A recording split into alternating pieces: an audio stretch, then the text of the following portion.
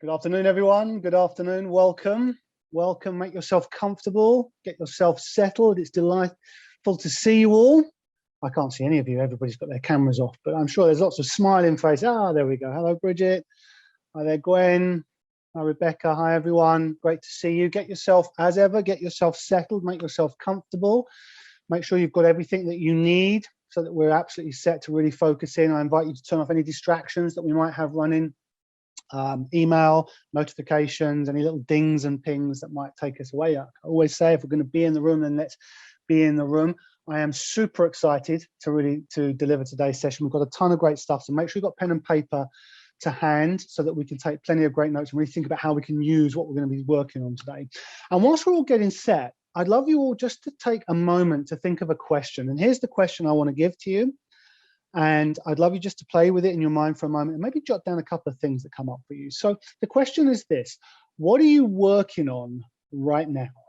Okay, right now, semi-big picture, let's say the next 3 months or so, what are you working on? Maybe you've got a key project at work. Maybe you're developing something around a business or a side hustle. Maybe there's some personal relationships you're looking to develop and deepen. Maybe there's a health and fitness goal. So what are you working on right now? What are your projects? And if you'd like to drop that into the chat roll, I don't want to ask anybody to share anything they're not comfortable with. If you want to drop one or two of those into the chat roll, so we're talking in a little bit of context, that'd be great. But certainly for you, have something jotted down that says, what are my projects right now? And in fact, I'm going to do the same because I've got a couple of key things that I want to make happen between now and the end of the year. So we're shooting this, we're recording this live October 2021. We've got about 3 months left in this calendar year. What are we working on? So just jot those things down. If you want to put them in the chat roll, that would be great. And the reason I'm asking for this is because one of the things that maybe you'll come to know is that in our live cast, in these sessions, one of the key features is this is about synthesizing and integrating the learning. So what do we mean by that? Taking everything that we're learning inside TSP and all the other personal and professional development that we're doing and synthesizing it, bringing it together and integrating it into our lives. And so we want to be thinking about, well, what am I actually working on? What are my goals? What are my projects? What's going on for me right now so that I can actually take the learning and use it? And it's a great question to have. How can I use this? The difference between information and transformation.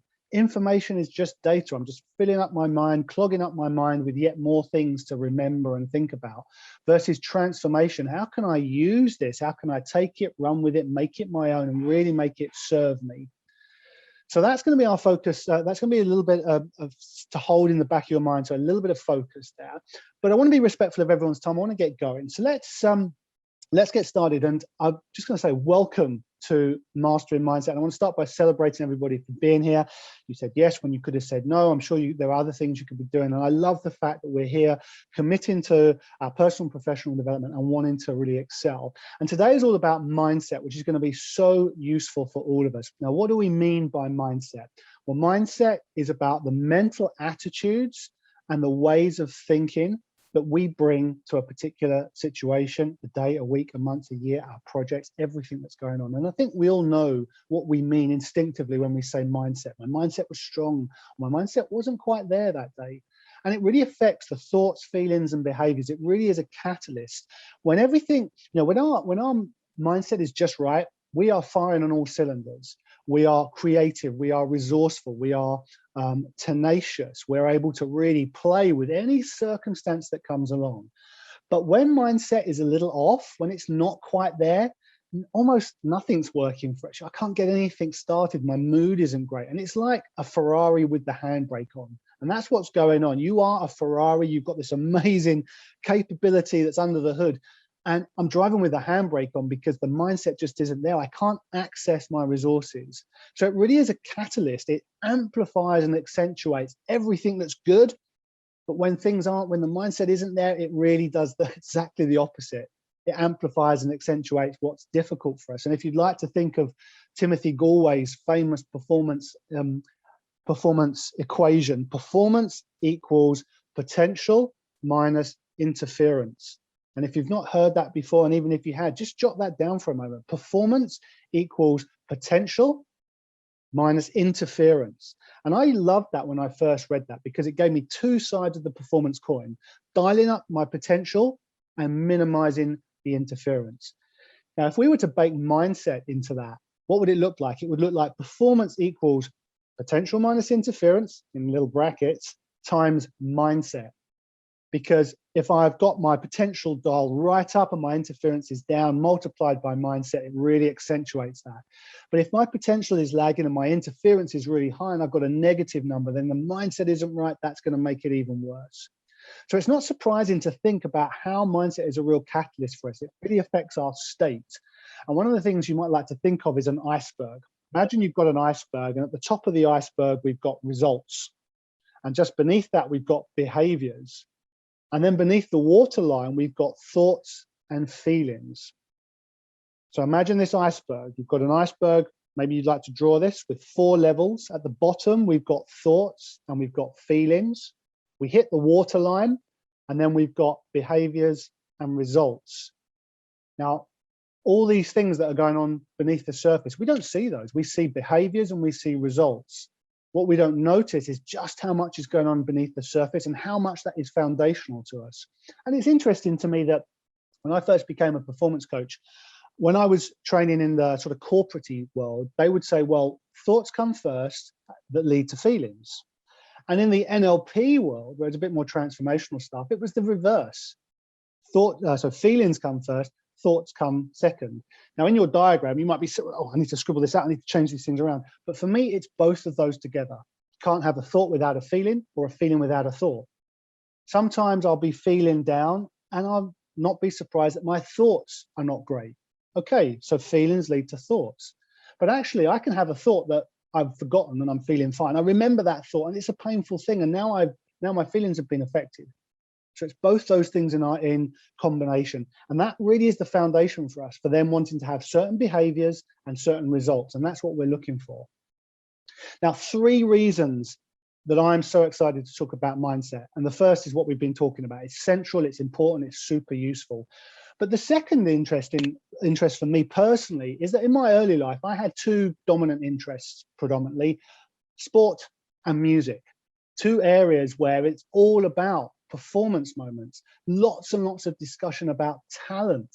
And that's had a huge impact on my mindset, not all of it good. So I'm really excited for us to unpack some of this and for you to learn these things too.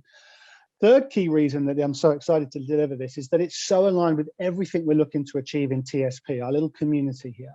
Because TSP is about taking total command of your personal and professional development. Your success is our success. And mindset is the #1 vehicle for that. And if I can share with you this morning, this is my journal from this morning. There we go, screenshot. Hey. Well, I hope nobody caught that. What am I saying? This is recorded. They're going to pause it. Okay, note to self, do not do that again. So here's my journal from this morning. And I captured a few key outcomes. There we go, a few key outcomes here that I really want to see from people inside TSP. Maybe I can share it with you. Best self. I want to have clarity about my best self. I want to take action that's consistent with my best self. And I want to be really connected to that best self. I'm looking for that to turn into, well, people who exercise and meditate more, people who are vital, energized, alive. I wrote down people who express their best self, who are doing their best work, who are confident, focused, connected, who have better relationships, who are looking after diet and nutrition, who have time offline and time to recover, healthy habits, self-care, self-esteem, broadly speaking, taking theory into practice, into self-mastery. And what I've come to notice is mindset underpins all of that. It's so useful. And what I notice is when I want to step up to the next level, and you take a moment now, I invite you to take a moment now to think, like, what is your next level? Maybe it's the next promotion. Maybe it's a deeper relationship somewhere. Maybe it's taking my business to a certain revenue target. Maybe it's being able to speak to a larger group of people. What's the next level of success for you? What I notice is that when we make that shift, first of all, it's a non-linear path that we take. We kind of think that it goes like this, but I think much more accurate to say it goes like this. We want an exponential level of growth to take us to our next level of success. And one of the questions I give myself is, how could I possibly achieve non-linear growth, my next level of success, without the right mindset? Does that even compute for us? Probably not. If I want to shift to the next level, I need to shift my mindset to the next level. Sometimes my mindset won't be quite right, and I'll think of somebody I greatly admire, a tennis star like Serena Williams, or an all-time great like Michael Jordan or David Beckham, or whoever you choose. And I'm thinking, well, okay, their mindset might not be there all the time, but is this the mindset of a champion, of a winner? Maybe not. So that's some of what we're going to be working on. We're going to talk about mindset today, what it is, how it shows up, some of the costs, some of the benefits. We're going to talk about fixed versus growth mindset. We're going to talk about some of the origins of our mindset and get to know our own mindsets and where those come from. And as we work through today's agenda, I'm going to share with you 3 big blockers that we want to release so that we can really capitalize on a great mindset. I'm going to share one of probably the key secret to know. I'm going to talk about the #1 skill we want to develop. I'm going to share a 3-step framework for shifting mindset. I'm going to share 6 mindsets for success. And towards the end, we'll talk about cultivating a winning mindset. And I've got a coaching challenge for you that I invite you to take into the months to come. So lots of new insights, lots of fresh perspective, lots of actionable strategies that I hope are going to be super useful. So let's get going. Let's start here. What I'd like you to do is I'd like to invite you to recall the last time or a favorite time that you had a really positive mindset. Just take a moment for that. When was the last time you thought, yeah, my mindset was right, just in the right place? Now, maybe it was in personal life, maybe it was in professional life. These are always fine. When did I last have a really strong mindset? Maybe it was in response to something quite difficult or challenging. Or maybe it was a day that was just absolutely flowing. Maybe it was a great performance moment. So just recall a time you had a really positive mindset. And what I'd like you to start with is that, what do you notice about that moment or those moments? What do you notice about who you were with, what you were doing, how you were communicating to yourself as well as other people? Where was your focus? So what do you notice about the times where you've had a really strong positive mindset? And the next question here is, how did that benefit you? How was that good for you? Where was the virtue? Why is it good? Was it about recovering from mistakes? Was it about being creative in the face of difficult circumstances? Was it about pushing into your edge and beyond, getting out of your comfort zone? How did your positive mindset really benefit you? Okay, thank you. And now let's think a little bit on the other side. Let's recall a time. I don't want you to go there too much emotionally. So let's keep the emotional spirit up at this level and kind of look down on life. And I'd like you to pick out a time when maybe the mindset wasn't quite there. Maybe a time is it wasn't great that particular day or that particular week or in that particular moment or in response to that particular challenge. So don't go there emotionally, but just see if you can think of a time where the mindset wasn't quite there. The same question, what do you notice? Who were you with? What were you saying? What were you focused on? What was going on for you? How were you feeling? Get to know that mindset a little bit. Now, I know you know it, but as I often say in these sessions, right now we're in a moment of high consciousness, and our live cast sessions, and I believe all personal and professional development is really about taking theory into meaningful practice. So yeah, right now, a high conscious moment, I can look at that. But in the moment, like in the working week or when I'm under pressure, or I've got this stressful moment or big performance element happening, I need something I can lean on. So that's why we spend a little bit of time just thinking, okay, what was going on there? So what do you notice about the times you've had a negative mindset, and how did it cost you? That's a key question. What was the cost of this negative mindset? Was it, for example, compounding a mistake? I'd like to say I just pulled that example randomly out of my mind, but I did not. That was pretty autobiographical. One of the things I notice about one of my mindsets is I struggle with mistakes, only in certain contexts. But then following that, I'm super susceptible to making a thinking error. So what did it cost you, that negative mindset? What did it cost you in that moment? Maybe it cost you a relationship that you needed to go back and repair or reestablish. What was the cost of that? Think about maybe I mentioned a mistake. Think about maybe some quote unquote failures. Think about maybe some judgments and criticism that came your way. Maybe somebody gave you some really useful information, came through as a bit of criticism. My mindset wasn't quite there, and I kind of shut down. Where has my negative mindset got me seeking approval? And what's that cost me? What have I said yes when I really could have been saying no, and vice versa? So where are we so far? We're recalling positive mindsets, thinking about what we're like in those moments and how it benefited us. We're thinking of negative moments, what we notice about ourselves and how that might have cost us. And now what I'd love you to think about is, what did you need in those moments? What did you need? Did you need a strategy? Did you need an accountability partner? Did you need someone to pull you out of the funk? Did you need a habit that you could lean on, or a little process you could step through? Just jot those down, what you needed in those moments, because that can be outcomes for you from today's session. Because if you've written down a strategy, a new idea, a new insight, something I can just lean on, something I can do by autopilot, have those jotted down, because you'll find it in today's session. Now we've switched the filters on to look for it. Final two questions I want to ask before we get into some more learning. If you could maximize that positive mindset that we've been acquainting ourselves with, and if you could minimize the negatives, how would that benefit you and your success? Let me give you a little bit of a steer here. How would it benefit you to maximize a great mindset and minimize a negative mindset? How would it benefit you in terms of your energy? What would it do for your energy? Energy equals, and you just fill in the blank there. What would it do for your energy? What would it do if I could maximize the positive and minimize the negative? What would it do for clarity? What would it do for your level of clarity? What would it do for your level of certainty? Those of you who have spent a bit of time talking to me, you know I love the neuro side of things, the brain-based element, certainty, super important for the human brain. What would it do, maximizing positives, minimizing negatives? What would it do in terms of your choices and your decisions? Would it help you, for example, to generate new choices, choices you hadn't necessarily seen before?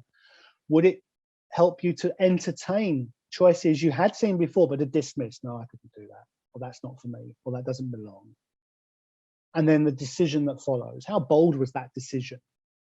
So if you were to maximize positives and minimize the negatives, what would that do for your decision making? What would it do for your action taking?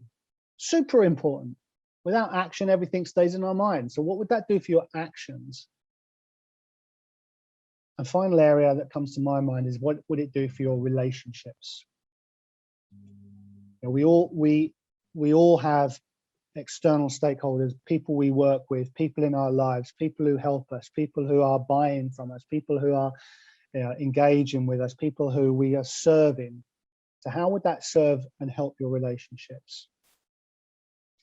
Now, I asked at the start of today to think, like, what are your projects right now? What are your big 3, 4, 5 things you're working on? And we've got some great ones here. People are writing books, people are doing newsletters, people are doing websites, working on the business, all of these great things. Thank you very much for sharing.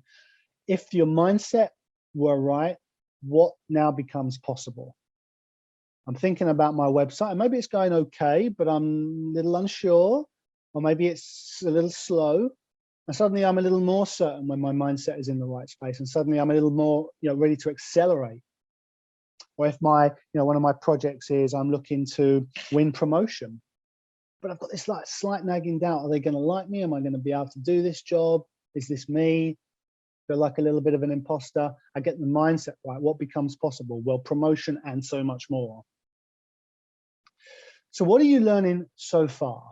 What's been your favorite insight? I'd love you to drop it into the chat roll for 2 or 3 reasons. The first reason is that you'll have an insight that somebody else will have missed. And they'll be like, oh, that's useful. That's going to help other people on today's call.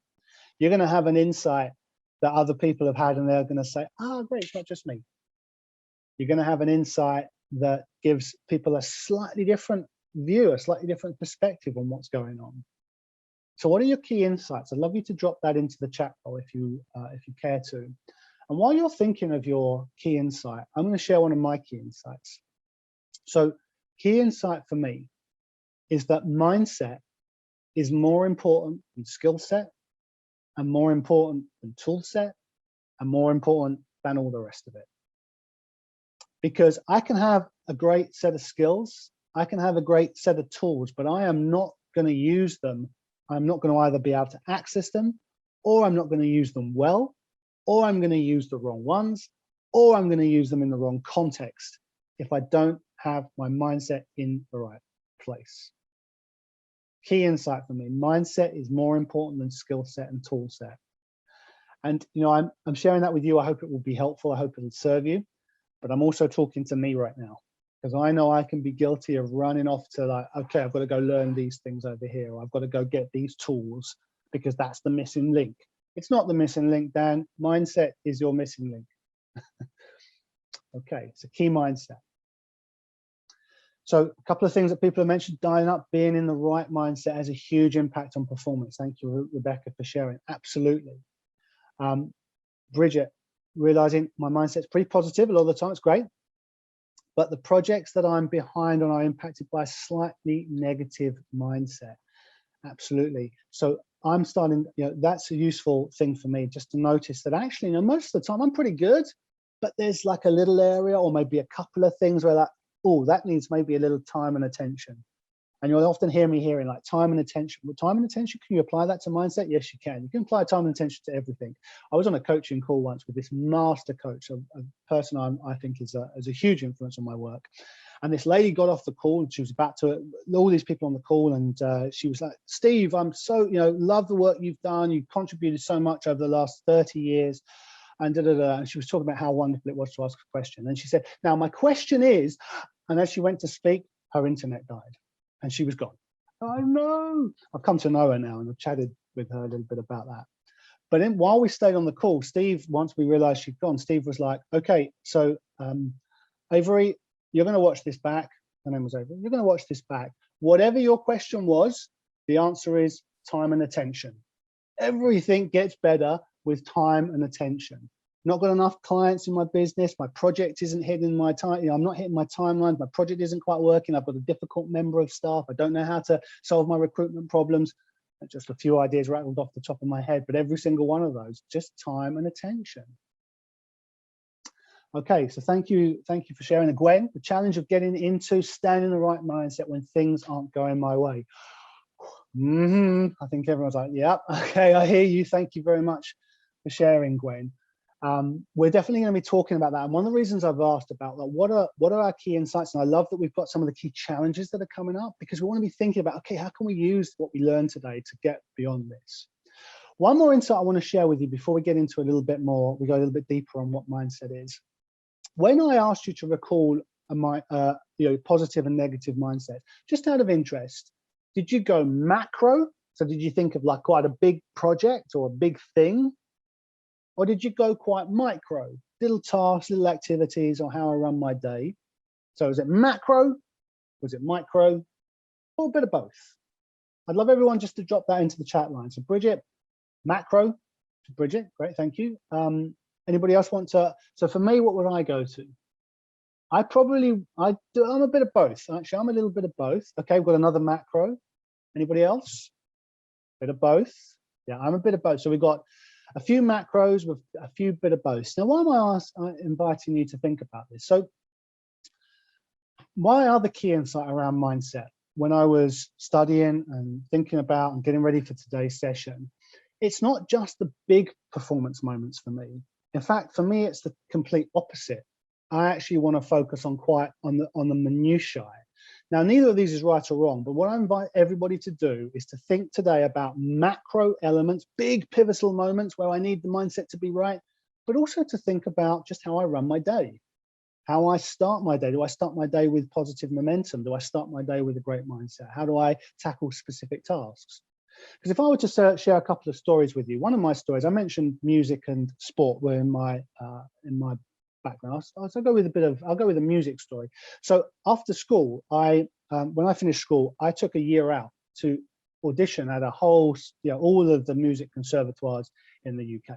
And in that process, I discovered that there was basically only one that I really wanted to go to. If and when I got places, the other ones, that I wanted to go to the Royal College of Music. That was my thing.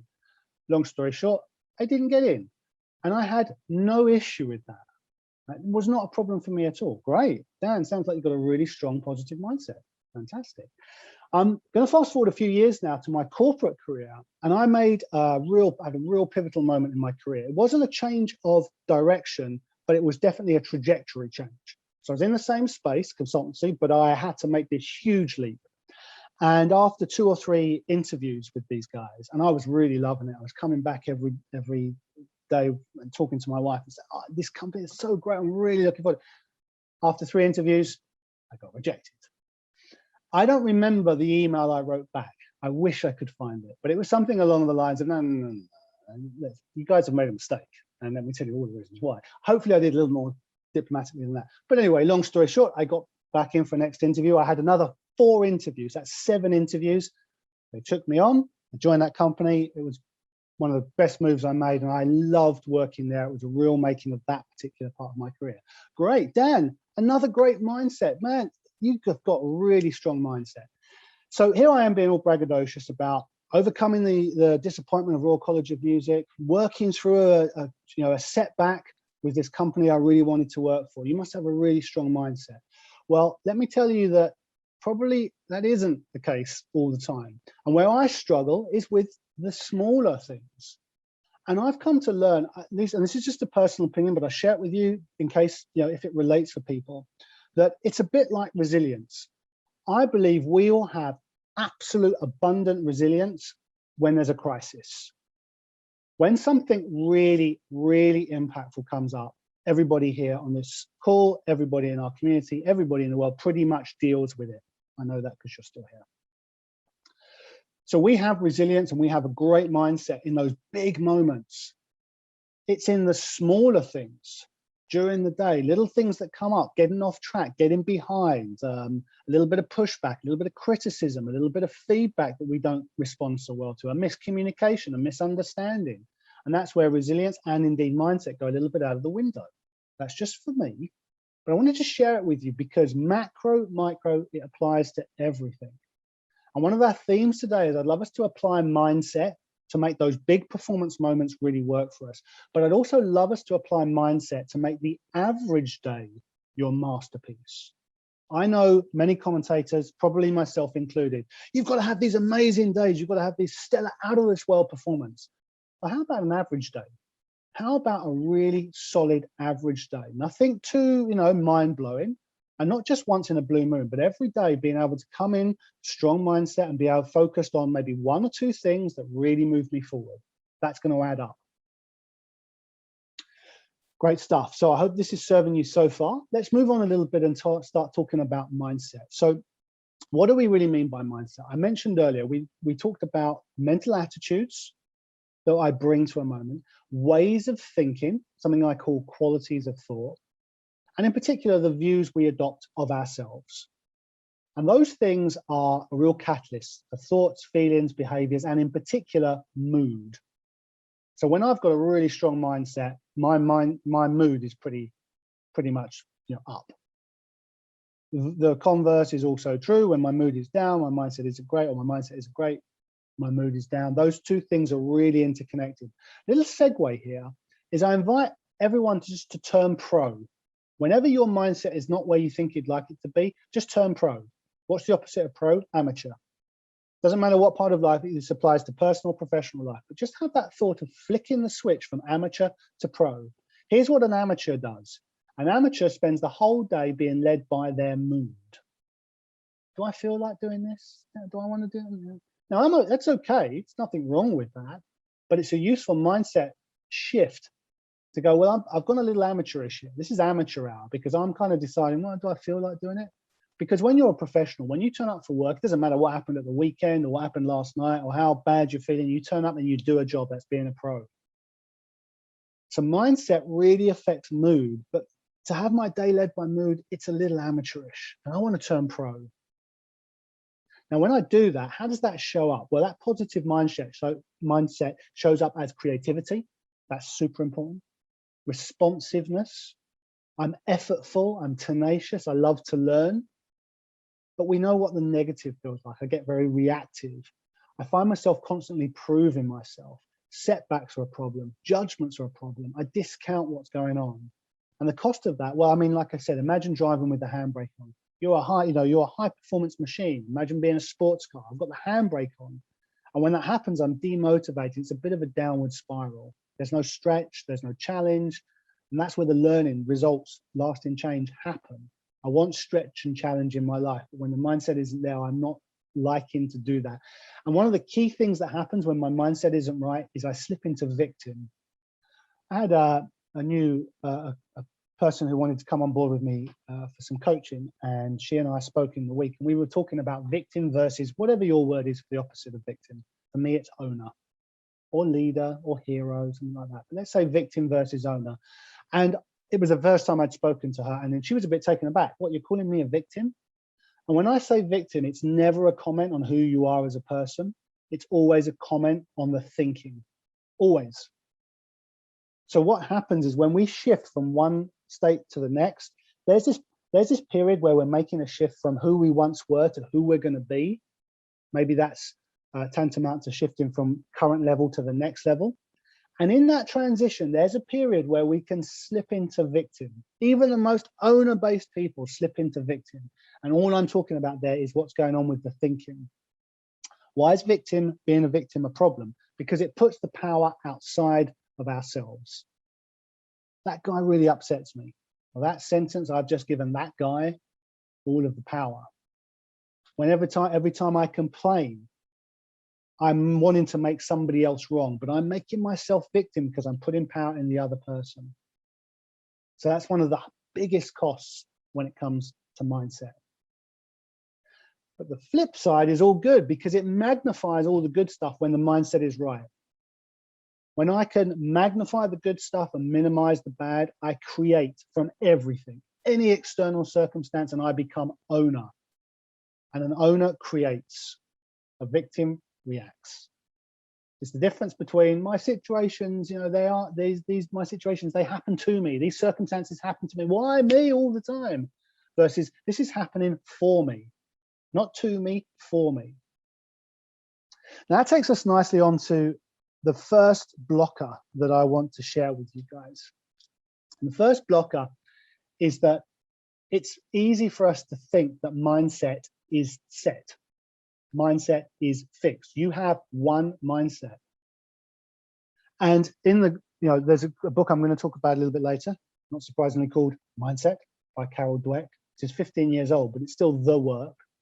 And there's a huge amount of science in here, as well as good reasoning and thinking. It's a great book. Even in it, yay, thank you. A few people have got them as well. Even in there, you'll hear language like, no, a person with the growth mindset. Now, mindset is set. No, as we are all learning, we have different mindsets that we bring to different moments, which tells me that mindset can be developed. It can be strengthened.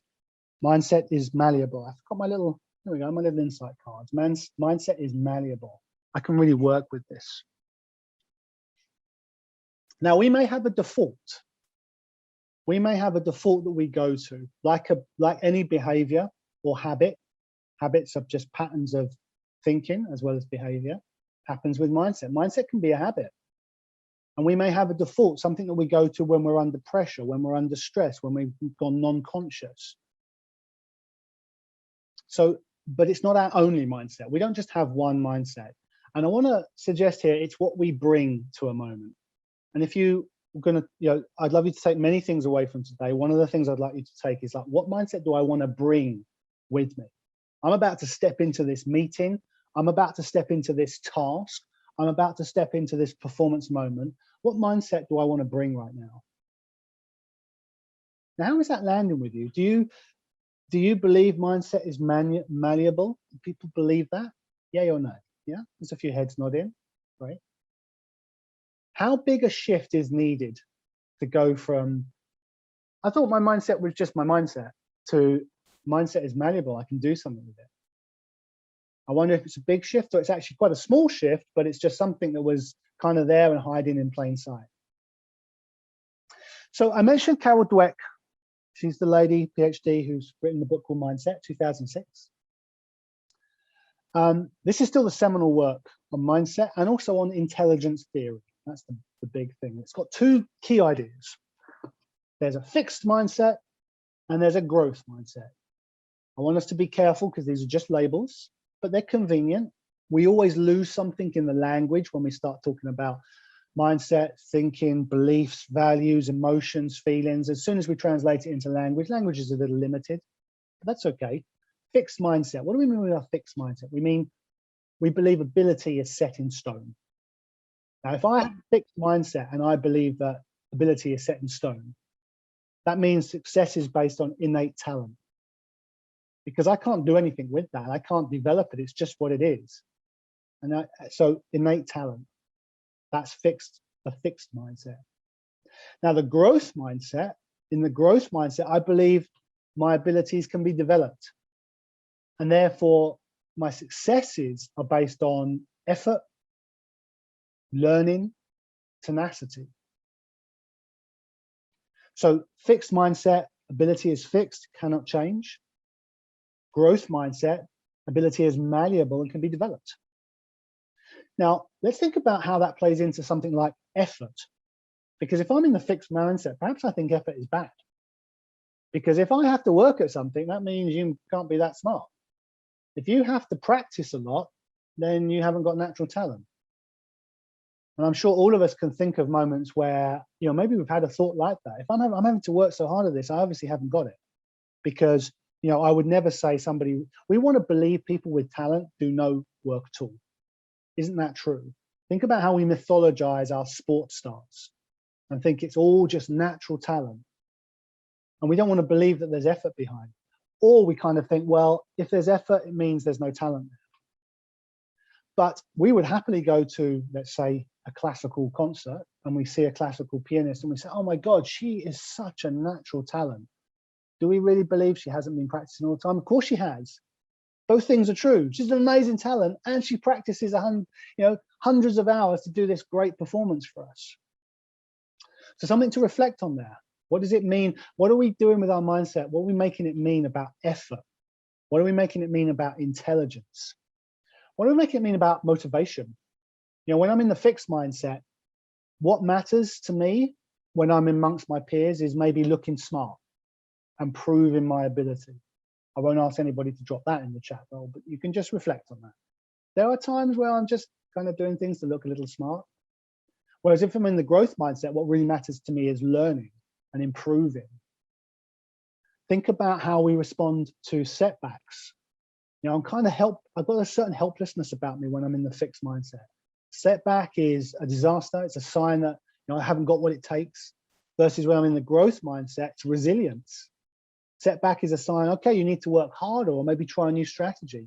And I gave you my examples before. When I was rejected partway through that process, that for me turned into a new strategy. Okay, I need to change things up. I need to do something bold. I need to do something daring. I need to really go for this.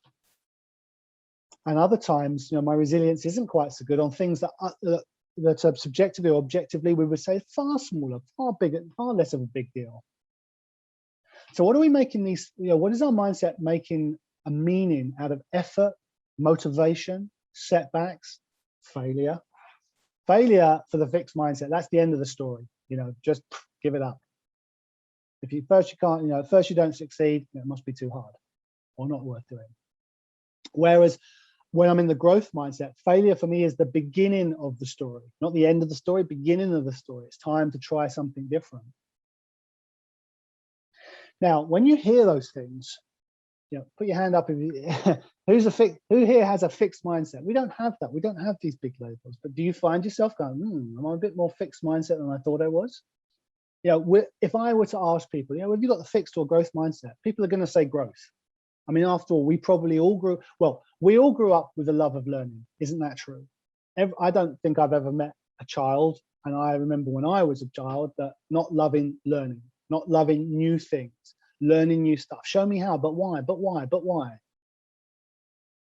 So we all grow up with a love of learning. We believe we can learn new things. We believe that our existing abilities can be developed. The effort is good. We're all taught that growing up, right? Effort is good. You work hard, you get results. And we all value resilience. But let's think a little bit about intelligence. I'm going to ask you four questions. They're from the mindset book. Let's play a little game here. I'm going to ask you 4 questions. And I'd like you just to jot down in your notes whether you mostly agree or mostly disagree. Okay, I won't ask you to share this with anyone. This is just for you. So the first question is, so question number 1, just write down number 1. Your intelligence is something, basic about you, and you can't change it very much. Do you mostly agree or mostly disagree? Intelligence is something very basic, and you can't change it very much. Mostly agree, mostly disagree. Question 2, write down question 2. You can learn new things, for sure, but you can't really change how intelligent you are. Not really. Do you mostly agree or mostly disagree? Question 3. No matter how much intelligence you have, you can always change it, well, quite a bit. Mostly agree, mostly disagree. And no matter how much intelligence you have, you can always change it quite a bit. Do you agree or disagree? And then question 4, you can always substantially change how intelligent you are. Do you mostly agree or mostly disagree? Okay, now, question 1 is a fixed mindset question. So whatever you wrote down, just write down the word fixed next to that, and you'll see whether you mostly agree or mostly disagree. Maybe you're really in the middle, and that's totally fine. It's it's very polar. Just a quick exercise to get us thinking about fixed versus growth mindsets. Question 2, also a fixed mindset question. Questions 3 and 4 are both growth. Okay, so that's around intelligence. Let's do another 4 questions, just another quick 4 questions. And now we're going to think about personal qualities. Okay, so same thing, mostly agree, mostly disagree. So question 5, this is in the personal quality space now. So question 5, you are basically a certain kind of person, and there's not much that you can do to really change that. Okay, you are a certain kind of person, there's not much you can do to really change that. Mostly agree, mostly disagree. Question 6, no matter what kind of person you are, you can always change substantially. Do you mostly agree or mostly disagree?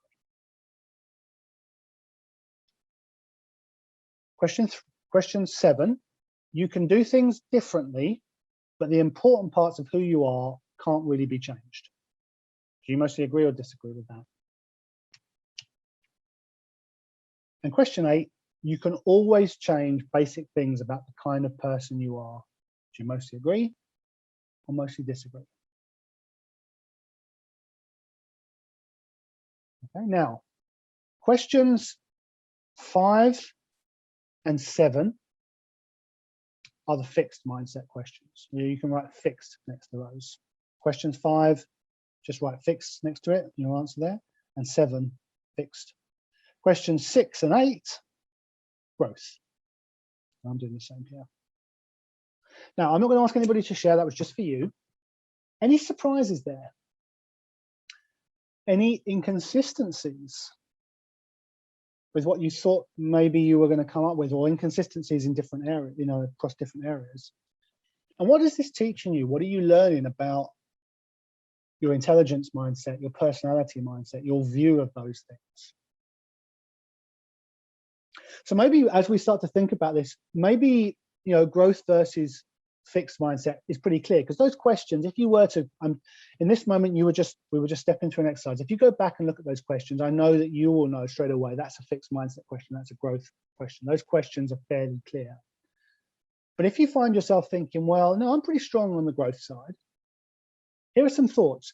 Do you ever find yourself like feeling like you've got to prove yourself, either to yourself or to other people? Do you ever feel like that? Do you ever worry about judgment and criticism? Is that something that is a worry for you at times? Certainly for me, constantly proving, worrying about judgment and criticism.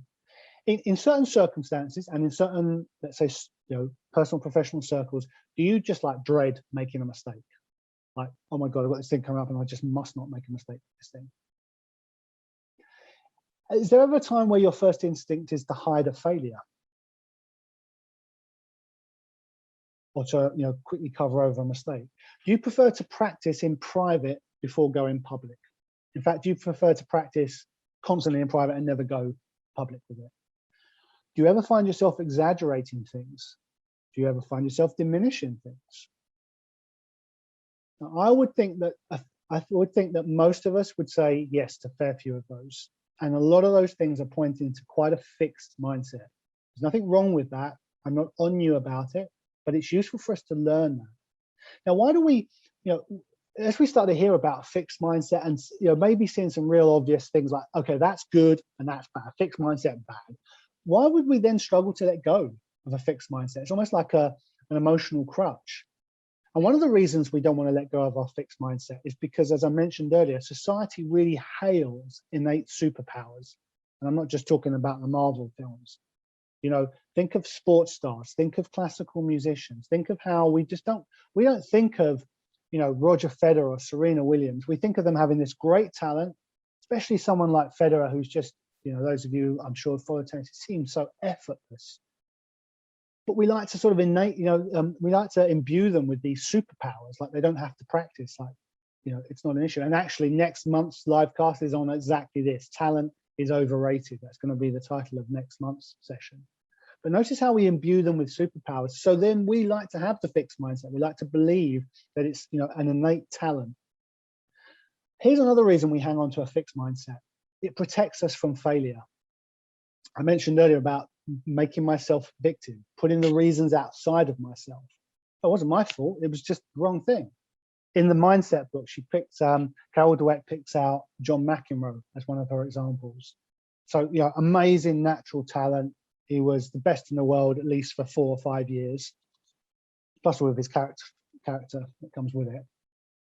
But every time there was a failure, like, there was this noise over there, the sawdust isn't right for, drying my hands. This isn't right. That was wrong. This thing happened. It's never me. It's always something else. And I'm sure we've all met and maybe worked with people for whom it isn't ever their fault. Now, why do we do that? Because, hey, it's not my fault. It happened outside of me.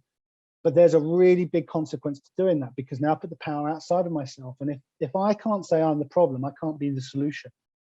If I can say I'm the problem and sit with that, if I can take responsibility, if I can take ownership, I become the solution. Staying with a fixed mindset can help boost self-confidence as well, because what we do in the fixed mindset is we absolutely stay in our lane. We never venture out. We do what's safe. We do what's excellent.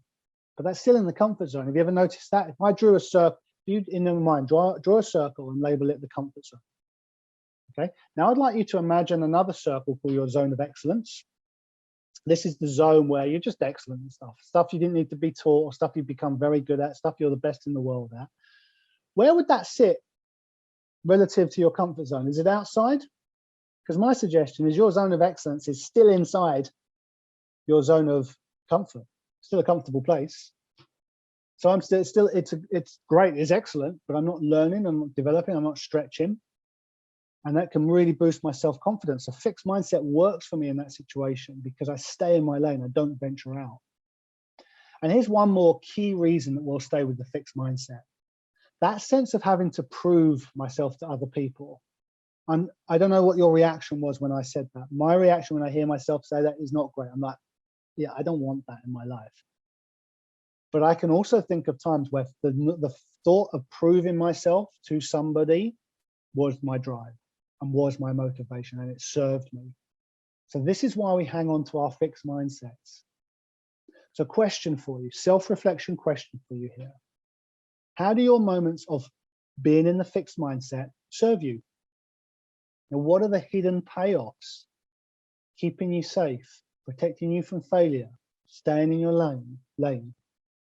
one thing I noticed about the fixed mindset, and for those of you that have watched or were joining us for the live cast last month, we were talking about disrespecting our roots when we move on.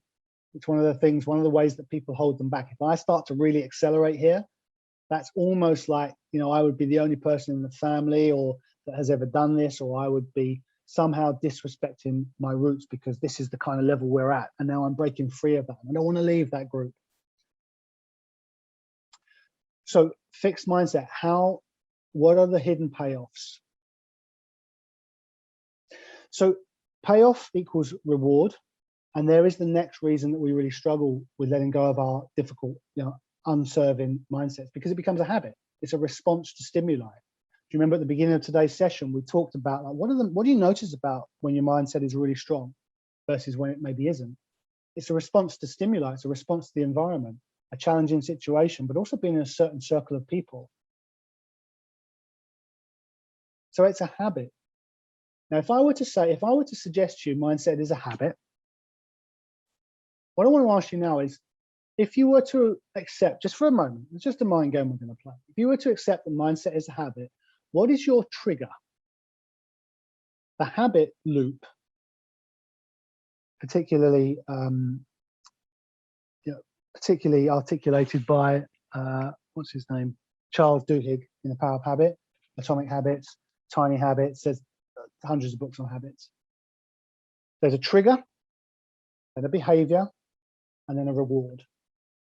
It's broadly speaking the habit cycle. There's a trigger, person, place, thing, feeling, thought. Something triggers it, some ignition that kicks it off.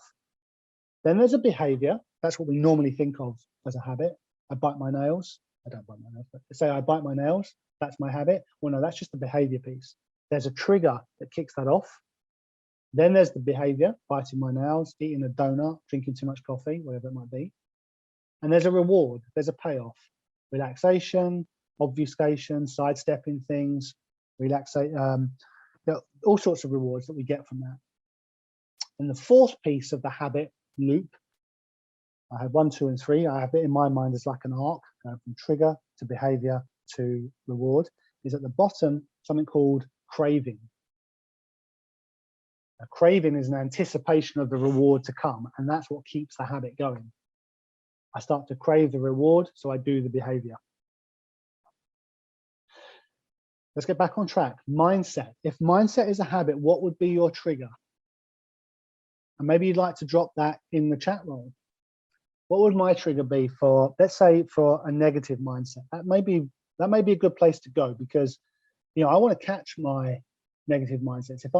If someone said to me, what is your key challenge when it comes to mindset? Probably one of my key challenges is not noticing quickly enough, efficiently enough, early enough that I'm dropping into something that's not serving me. So if I were to know my trigger, that would be super useful, because then I can put an if-then rule in place. If trigger happens, then do these activities. And I'm going to give us all some strategies to use in that moment. But what would your trigger be? And if you've got a trigger, I'd love you to drop it in the chat roll so that other people can be thinking, yeah, that's a trigger for me. So while you're thinking of that, and I'd love you to put it in the chat roll, one of my triggers is going to be the people that I talk to. There are certain people in my world who, if I say they cause it, then I've put them at cause, I've put me at effect, I'm being victim in that moment. But the circumstance is the trigger, and I want to catch that. Certain people, certain activities, certain times of day, certain energy levels. These are some of my triggers. We've got a couple in a few things in the chat roll. One of my triggers, putting something off until tomorrow. So there's a thought there. There's like, yeah, mañana, I'll do that tomorrow. And I want to catch that. I don't have to do anything with it, but I want to be choiceful. And this is one of the key drivers for today. One of the key things I'd love us to take away from today is that mindset is a choice. In fact, you know what? I've got a big old card with that one. Must be important. Mindset is a choice. There's a little challenge for everybody. Now, we'll get to this we'll get to this right now. Blocker number 1, I was suggesting that mindset is set. No, mindset is malleable. So that's our first key idea. Mindset is malleable. The second big blocker with mindset is that we think it just kind of happens. It doesn't just happen. It's a choice. It might be the default choice. It might be the only choice in our perspective. It might be a choice that we make without thinking, which we might question whether that's a choice or not, but it's a choice. And I don't know if you've ever noticed, and I know this happens with me. You ever catch yourself wallowing in a negative mindset? Think, ooh, I'm kind of keeping this going. It was interesting when I found out, I saw a bit of science that said emotions, an emotion, a strong emotion lasts for about 30 seconds. Responses to big events might be a little bit longer. Then after that, that feeling that stays, I kind of have to keep that going. I was really, really angry about something, and it lasted for 30 seconds to 90 seconds, something like that. But after that, I have to keep it going. Now, we might all say, well, listen, you're completely within your rights, Dan, to be upset about that thing that happened. But I have to keep that going. I have to have a thought. I have to go. Some people would say, I would say in a previous life, that thing happened to me and that makes me feel angry or upset or disappointed or disempowered or whatever it might be in this moment. Therefore, my past creates my present. It's the other way around. My present creates my past. In this moment, I create a memory, or I recall a memory, and I always change my memories when they come back to me. The human brain does that. Every time we recall a memory, it's not that pure. We kind of change it up a little bit. That's for another day. But what I'm getting to here is that my present creates my past, and I use that to project a dysfunctional future. In this moment, I think of all the horrible things that happened, all the disappointments I had before, and I use that as proof. And I say, well, see, my past creates my present. It's the other way around. Okay, so mindset is a choice. We're going to do a little bit more work on that. But before we do that, I just want to share with you the other blocker. So blocker number one, mindset is set. No, mindset is malleable. Blocker number two, mindset just happens. No, mindset is a choice. Blocker number three is that mindset is just thinking and feeling. So mindset, you've noticed everything we've been talking about so far, it's all thoughts and feelings, feelings and thoughts, feelings and thoughts. Mindset is just thinking and feeling. Well, it's some of that, but mindset is also, and most fundamentally, belief. Okay, mindset is belief, and I've definitely got a card for that, because if you took away, if you chose one thing to take away from today, this is it. Mindset equals belief. I don't know if many people really characterize that. I mean, maybe they do, but that's why I wanted to really underscore this. Mindset equals belief. It was hidden in my opening salvos about mindset. I talked about it's our view of ourselves. That's a belief. A belief is a thought believed. Mindset equals belief. And this is the key reason that we struggle to let go of certain mindsets, because they are deeply ingrained. Beliefs live with us for a lifetime, or can do. People go to war for their beliefs. People see the world through the lens of their beliefs. It's not right or wrong, it just is. That's my opinion. And this is the reason we really struggle to let go of certain mindsets, because it's belief. It's really ingrained. Now, where does that mindset come from? And I'm going to give you a few options here. And this is one for you to take away and think about, yeah, where do my mindsets come from? Because they haven't just happened. And what's kind of led to that? Here are a few ideas of places to look for some of the mindsets that you might have. Parents or parental figures, teachers. Those are two of the biggest from childhood, parents and teachers. Peer groups, socialization. I talked earlier about, imbuing our superhero, our sports heroes with superpowers and amazing talent, not having to put in any effort. Socialization of that. Modeling other people. Maybe that's where my mindset comes from. I see somebody else with a great mindset and think I want to use that. Could be useful. Certain types of praise, certain criticisms, labels that people put on us. Truths. I wrote in my note, truths. You ever notice that, sometimes we put things forward as a truth? I probably done that as we've been going through today's session. And I invite, and you absolutely have my, as if you needed it, you don't, but you absolutely have 100% my permission to take anything that I say and say, I don't agree with that, or it doesn't work for me, it's not useful. Just grab what's useful, discard the rest. Don't trust what I say, test it, go use it. If it's useful, great. So parents, teachers, peer group, modeling other people, socialization. I mentioned praise. Imagine you know, child, and they do well in the test. See, look, I told you could do it.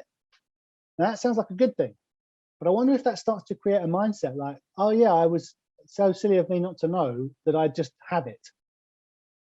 As opposed to maybe what was meant was, I didn't mean to just say you just had it. I also meant to say that, you know, you worked hard, you developed some skills in this area, and you turned up on the day and did an amazing job. And I love all of that. I love the effort that capitalizes on the talent, that builds on the skills, they put the tool set into it, and you've got a great result. That's a different kind of feedback. Saying, say, I told you could do it.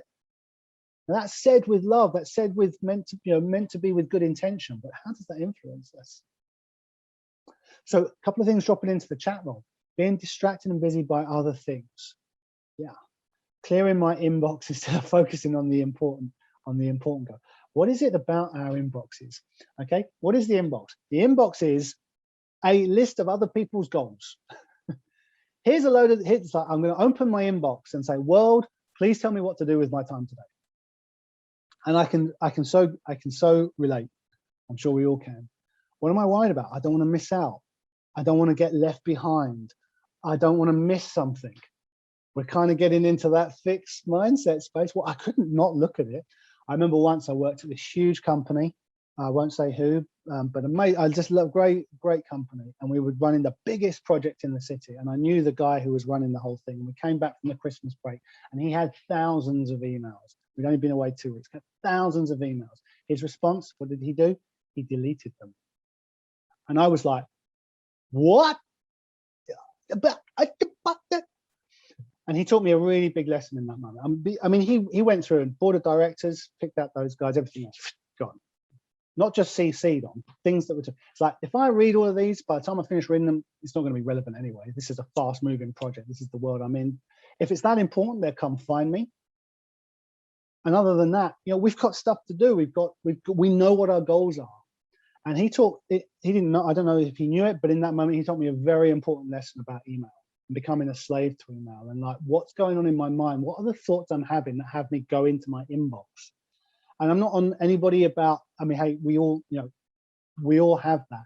Every time, my little thing in my mind is that when I go to my inbox and it's not a scheduled moment for email, as I'm doing that, I'm thinking, okay, what's this? What am I doing this for? What am I sidestepping here? What am I letting go of? What's the thought? What's the fear? That's an interesting one to play with. If you've got questions about that, drop them into the chat room. I'll make sure I pick them up at the end. But yeah, so thank you for sharing that. So yeah, the inbox, one of the key, where does that mindset come from? Where have I got that sense of like, I've got to check my email or I mustn't get behind? I mentioned parents and teachers, massive for me. I had a teacher, music teacher, and at a concert, I'm not going to say what it was, but at a concert, end of year concert, he said something which I only recently, I mean like a few weeks ago, and this event happened 29 years ago. He said something that set me in a fixed mindset about talent for 29 years. And I've only just recently, with the help of another coach, a very particular coach, uncovered that. And it's been super useful. But I had that mindset for 29 years. I told a friend, somebody who's in the academy actually, and she said, oh, what a terrible teacher. But actually he was one of my favorite teachers, one of the best teachers, and was one of the teachers who really helped me advance in the world of music at the time. And the following year, the same concert, end of year concert, he said something that really electrified me in terms of like, wow, this is going to be amazing.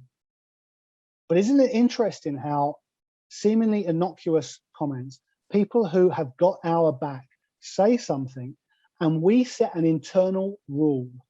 And what I'd love you to do is write down the words internal rule, question mark. Now I've chosen 6 highlight areas.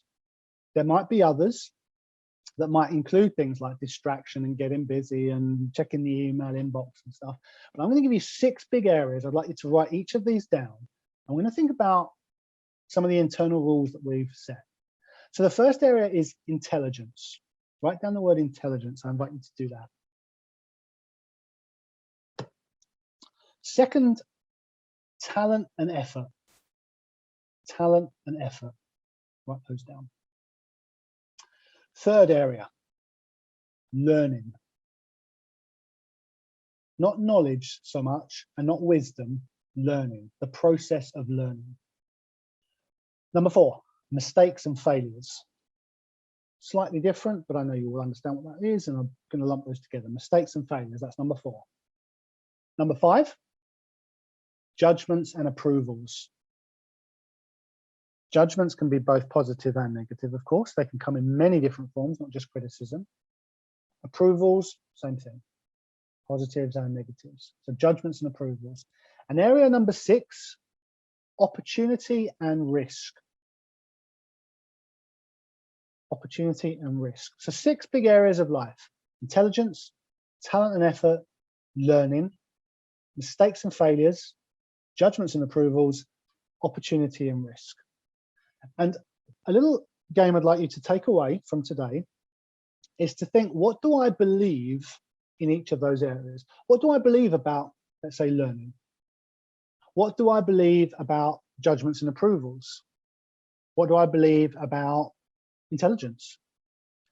And what I'd like you to think about is, what internal rule have you set for yourself? And does that rule serve or disserve you? What prevents you from letting go of that rule if it doesn't serve you? I set a rule called I've got no talent, no natural talent. I set a rule when I was 16. I'm saying it very matter-of-factly now, but only because I did a ton of work on this. I set an internal rule that was called I don't have any natural talent. And now I'm thinking, okay, is that serving me? Maybe not. Can I let that go? What's preventing me from letting that go? These are useful questions. What could I choose to believe instead? And if I were to believe something else in its place, what becomes possible when I do that? What would it take for me to adopt my new rule? I've got this internal rule called I've got no natural talent. I'm going to change that up and think, what would it take? I love that question. What would it take to adopt a new rule? Okay, let's pit stop for a second. Favorite insight. From this last little segment, we've been talking about fixed and growth mindsets. We've been talking about why we struggle maybe to let go of some of that fixed mindset. We're starting to learn that mindset is belief. Centrally, it's belief. And thinking like, what have been the big influences on our mindset in those key areas? So key influences like parents, teachers, socialization, and so on. 6 key areas of life and work: intelligence, talent, learning, mistakes, judgments, opportunities. What are you learning? What's your key insight? I'd love you to drop it into the chat roll, because it'll be so useful for me and for you and for everybody else. It'll help embed the learning for you. It will help stimulate new ideas for other people. It will contribute to everyone's learning. So what's your favorite insight? And while you're thinking on that, well, that's a great question. Can mindset be formed by experience? I'm going to say yes. So my personal take, if you're interested in it, is yes, but I want to remember there's an intermediate step. So experience, i.e. external event, mindset or beliefs or thoughts and feelings about it over here, there is a middle step. And that middle step is called meaning making. The brain is a meaning making machine. I see an event and I make it mean something. In fact, I see an event and I create my own version of it internally. Think about, so I'd like you just for a second, think of your left knee. Okay, oh yeah, just remembered I've got a left knee. Was it in your awareness a few seconds ago until I mentioned it? Probably not. Notice the wall behind you. Yeah, I'd forgotten there was a wall behind me. Now these things aren't in our awareness. Our brain is aware, constantly monitoring our environment to keep us safe, managing the sense of threat versus safety, reward versus threat. Is that right? So constantly monitoring our environment, but there's way too much information, so my brain filters it.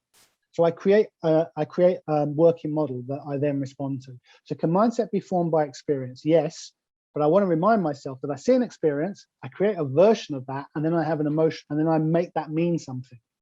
Let's say I had a quote unquote failure. Let's say I attempted to do something, it didn't go well, and I got a bit of criticism. And then you say to me, and Dan, what are you making that mean about you? And I'd be like, ooh, that's a question. That's there's a thought that's going to fester.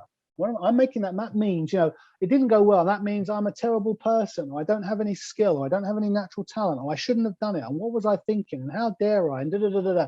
And you don't need me to tell you how much our mind can just go into hyperdrive, making things mean stuff about it, when maybe it doesn't mean anything at all. Okay, we're going to get into the final segments where we're going to think about some strategies. Before we do that, what is your biggest mindset challenge?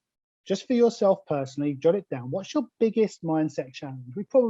You've probably had that come up a few times as we've been talking. What's your biggest mindset challenge? Some examples might be that I'm not intentional enough about mindset. Maybe one of my challenges is I like to kind of wallow in the negative space a little bit. One of mine is I'm not quick enough to interrupt. Maybe we struggle to stay positive in the face of adversity. Maybe that's one of our big mindset challenges. Maybe a mindset challenge for me is making mistakes, or having other people see my failures, or worrying about what other people think, or the constant need to prove myself. What's your biggest mindset challenge? And as we step into this segment, I'd like you to really think about this, because as I said, big blocker is that mindset just happens. No, mindset is a choice. It's choiceful. So what I'd like to do is I'd like to give us a 3-part framework to help shift the mindset. And the first part is to shift our state. I've got a little card on this somewhere. Now, how do we shift state? This is useful in all sorts of places. So 4 things we want to do to shift state, and this can apply, you can use this all sorts of areas of life. First thing I want to do is change up my surroundings. And sometimes that can be as subtle as stepping outside. It can be as subtle as moving to a different part of the same room. It can be as subtle as standing up. I just want to change up my surroundings a little bit. I kind of get stuck. It's almost like I've got this aura around me, like this fog around me. I just want to stand up and get out of that. So I want to change up my surroundings. And with that, I want to change my physiology. Some of you, I'm sure, will know the Peanuts comic strip, Charlie Brown. He teaches people to be depressed. He's like, no, you have to do this. You have to be really slumped down. It's no good. You can't like put your shoulders back and put your head up high. It just doesn't. Depression just doesn't work when you do that. You have to be like this. And he's teaching them how to be moody. So physiology, huge link between our physical body and how we think and feel. Change up the physiology. Third thing to shift state is to think about the language that you're using to yourself. When I'm thinking, it's essentially a Q&A session with myself. There are 2 problems that we get ourselves into with this internal Q&A that we go through. Problem number 1 is we ask questions but don't actually give answers. Now, we say we have a conversation with ourselves, but actually it's very one-sided. Why did you do that? Why does this always happen to me? I don't actually answer the question. I just ask the questions. Second thing I do that's wrong with my internal Q&A is I ask really terrible questions. If I say, why does this always happen to me? What's wrong with me? My brain's going to come up with an answer for that. So one of the things I want to do is check my language and ask a better question. How could I change this? How is this good for me? What is good about this that I'm not yet seeing? What would be useful? How could I be tougher than my circumstances? How could I use this? How could I create? What could I do with this? And the final piece is focus. Where am I placing my focus? What percentage of my thinking is on the problem versus the solution? How much of my focus is internal versus external? How much of my focus is actually on me rather than the person I serve? That's a great tip for any time you're getting stuck, worrying about what other people will think. Like, I'm going to do this talk, and what if they don't like me? And what if what I say is no good? And what if it's not useful for them? Do you notice all the spotlight is like on me? I want to get the spotlight off of me onto the people I serve. I'm going to go give this talk to these people, and it's going to be good for them because, and now my focus has shifted. So surroundings, physiology, language, and focus. And if you've got those in your notes, circle Let's say one. Let's circle the one that you use to keep yourself stuck when you're in an unhelpful mindset. Which of these do you use, intentionally or otherwise? Which do you use? Do you use do you use really unhelpful language? Do you kind of try and push on through and you don't change up your surroundings? Do you not move? Do you keep your focus in the wrong place? What's the one, so that we know what your kryptonite is? So that's the first thing we're going to do. We're going to shift our state with those 4 ideas. The second thing I'd like you to do in this 3-part framework, and you're going to think this is a bit parochial, but it's so useful. Choose your mindset. Now, choosing, and you can see I've got on my little card here, versus wanting, wishing, hoping. Oh, I really want this thing. I really wish that would happen. I really hope that happens. Wanting, wishing, hoping, they sound kind of good. Needing might be another one. But notice I'm a victim. I'm putting it outside of myself again, especially something like hope. I mean, I'll leave you to determine what you guys feel about hope. But when I say I hope something will happen, it's like, I hope it'll happen, but it's nothing to do with me. Or it's out of my control. I want to get back to control. So I want to get back to choosing. And what you'll notice is the difference here is it's active. When I'm choosing, that is active. When I'm hoping, it's reactive.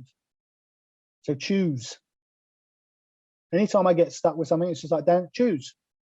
And now I'm in the process of choosing, not deciding, deliberating, umming and ahhing, it's choosing. And then the third part of our framework is these 3, what I call pillars of a winning mindset. And these are the 3 things we need for a mindset that's going to work for us. And the first thing we need is commitment. Now, you might notice when you are at your absolute best and your commitment is 1,000%, that commitment for you is a decision. It's done. Taken care of, that's happening. You can take that to the bank. Commitment is a decision. In all high performers and in all high performance moments, commitment is a decision. Guaranteed. You can bank that. So let's make the decision. That's the first thing inside a winning mindset. Second thing is consistency. What would consistency look like if I had a winning mindset? There's a consistency there, and something other than a winning mindset, I'm missing consistency. So where's the consistency gone? And then the third piece, one of my favorite words, agency. Agency means self-leadership, coming from the inside out, driving, owning life. Complete opposite of victim. When I have agency, I am making things happen. I did this career coaching course a while back, and it was a few years ago now, but it's really stuck with me. They had this great model, all these different ideas, and right in the center was agency. And I thought, that is so, it was a career shift program. And I just thought, for anyone who's looking to shift careers or step up to the next level, agency, oh yeah, that's the word. Now, which of these pillars is your Achilles heel? Is it commitment, like I have not made the decision? Is it consistency, like I'm inconsistent with this? Or is it agency? I'm putting things outside of myself. Again, circle your Achilles heel, your kryptonite, because we want to know what that is. Not we, us. You want to know what that is. I want to know my kryptonite is agency, because then I can know what the shifts are that I need to make. Now, I said we would share. I think I might have said in the video and some of my emails that I was going to share 5 mindsets for success. I'm going to share 6. I'm all about the value. So wow, +1 already. And I'm going to give you 6 mindsets here. And what I'm going to do is I'm going to present these as distinctions. Okay, now what's a distinction? It's this versus this. Rather than to have like lots of remembering and complicated, what was it always? No, never. No, what's that rule again? What's that model? We're just going to give 2 high contrast ideas, simple, clear, succinct, so that once you've got it and it's yours for life. Like you get a joke, like, I can see it now. So that's why we're going to use distinctions, because they're ways of seeing the world. And that's the #1 skill that we want to build when it comes to mindset, the ability to reframe. Maybe you want to write that down. #1 skill equals reframe. #1 insight equals belief. Mindset is belief. #1 skill, reframe. And the first is the learning mindset, which I give as a distinction as learning versus mood. Maybe you want to write that down. Learning, nice big letters with a nice, lovely circle around it, because it's what we're looking for, versus mood. And what you might like to say, and the way you might use this distinction is like, okay, don't get upset, learn. Don't get angry, Dan, learn. Don't get disappointed, learn. Because as we talked about earlier, if I run my day by mood, I feel like this, don't want to do that, it's amateur hour. So what's the learning here? And as we go through each of these, I'd love you to think, how will you use this? Think of something in the coming week where you could apply learning rather than mood.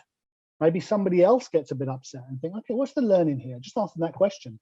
It'll immediately, I want to stay in my, they want to be in their moodiness. And you say, okay, so what's the learning here? What's the goal? It really, have you ever asked that? It really shifts somebody's focus because they want to be down in the mood.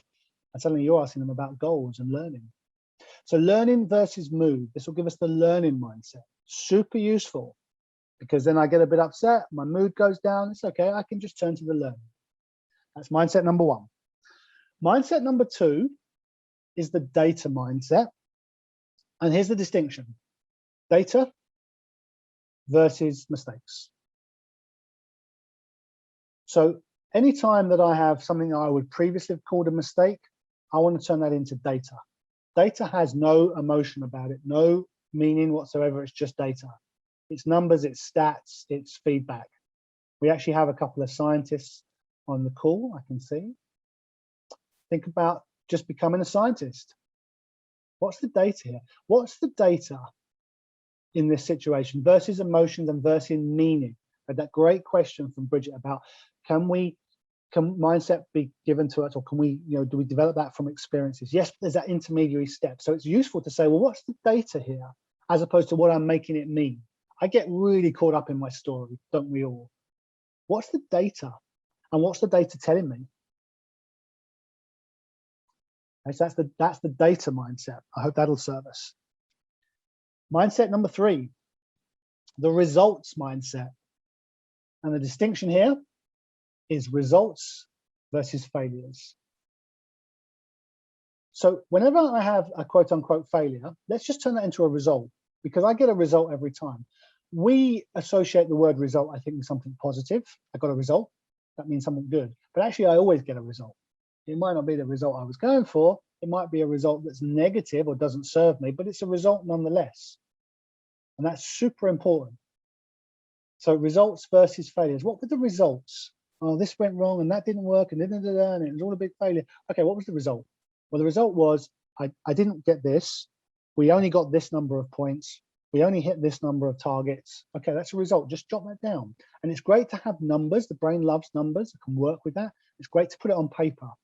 You ever noticed where an uncomfortable thought, a worry thought, an issue, as soon as it goes on paper, it loses a little bit of a hold on us? Just jot it down. So results versus failures. How will you use this in the week to come? Can you anticipate something that might not go our way? And I want to turn that into, I will get a result. I've got a meeting with a client coming up. They may or may not want to buy my service. Okay, that will be a result though. Whatever happens, it'll be a result and it'll tell me something. So what were the results? Related to that is the project mindset. So our fourth mindset is the project mindset, one of my absolute favorites: projects versus problems. Anything you've got on your list right now, think of a problem right now that you've got. Think of a problem. I don't know how to do such and such, or I need to hire this member of staff, or I need to get rid of that member of staff, or I've got this technical issue I can't solve, or I've got this problem, deciding which way to send my career at this pivotal moment. Whatever your problem is, just put a line through the word problem and write the word project. So my career shift problem is now a career shift project. My recruitment problem is now a recruitment project. My, deepening relationships problem is now a project. Sometimes people don't want to call things projects because it's like, hey, listen, this is my kids or my relationships or part of personal life. Can't call that a project. Just call it a project, because everything changes when it's a project. Problem, the word problem, ironically, shuts the system down. Exactly the same system we need to solve our problems. So just call it a project. That's the project mindset. I hope that's going to be useful. 2 to go. The next one is the process mindset, and the distinction here is process versus outcome. When my mindset is or isn't working for me, am I focused on the process or just the outcome? Now, I'm not saying don't have an outcome focus. That's great. Start with the goal in mind. It's a useful place to begin. Start with the end in mind. What is the goal? What are we shooting for? I need that so I know what my target is. I can measure progress to it. I know what to say yes and no to be on the path to my goal. But once I've got my goal, I want to get back to the process. So what are my process goals to accompany my outcome goal? My outcome goal is, bring on 10 new clients. My process goal is to make a series of phone calls that are going to be deep and of great service with a gift for those clients with no thought of them coming to work for me. That's going to be my process goal. My process goal is to have these amazing conversations, and then I'll let the outcome take care of itself. So what are your process goals? How can you gamify it? How can you track progress? What do I mean by gamify? Turn it into a game. Let's say I'm worried about making cold calls. Okay, I'm going to put a tally sheet up on the board, and I'm going to challenge myself. Tomorrow I'm going to make one more call than I made today, which is one because I made 0 today. Or I'm going to make sure that by the end of the week I've hit a certain number. Just make it a game. Play it with someone else. Have an accountability partner. It's a process versus outcome. And then the final, I said the best to last, final mindset is the creativity mindset. And I've alluded to this at the start. Creation versus reaction. And please write this one down. Creation versus reaction. This is so powerful, and you can use it with the simplest of questions. Am I creating or reacting? Something comes up that this is probably my number one go-to. Something comes up that isn't great. Let's say somebody is up, not only says they don't want to work with me, they're really upset about the way that we approach them. Am I creating or reacting? How can I make this a creation? Creation versus reacting. Am I creating or am I reacting? Okay, so which of those mindsets? So we had learning versus mood, data versus mistake, results versus failures, projects versus problems, process versus outcome, creation versus reaction. There's a lot of information to take in, but what I'd like you to do is just think about which of these most speaks, choose one, which of these most speaks to your personal kryptonite? Which of these most speaks to your personal kryptonite? Put a circle around it. Maybe I find that I'm really reactive when my mindset isn't right. Maybe I can get a little fixed on the goal. By the way, process versus outcome, fixed mindset is very goal focused and nothing to do with process. It's all about what happens at the end. Projects versus problems. Which one of those really speaks to your personal kryptonite? So put a circle around that. And then one more thing I want to ask you, which other, so choose another one, is going to be most useful to anchor in your mind right now? Which is going to be most useful? Which do you anticipate is going to be the most useful to anchor in your mind? Maybe it's the creativity mindset. A couple of people need to go. That's absolutely fine. I want to be respectful of people's time. I'm going to finish in 2 minutes, but if you need to go, great to see everybody. Thank you for coming. So which most speaks to your personal kryptonite and which other is going to be most useful to anchor in your mind?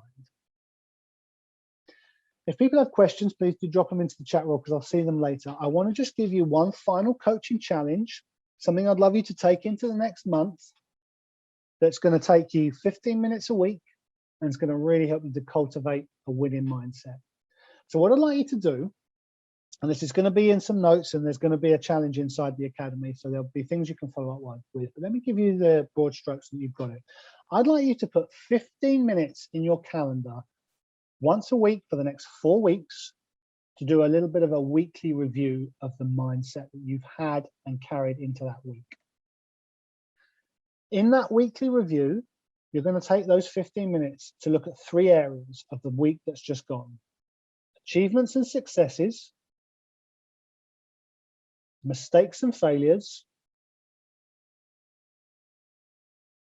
judgments and approvals. Achievements and successes, mistakes and failures, judgments and approvals. And for each of those, what I'd like you to do in your 15-minute review is think, okay, what were they? What were my achievements?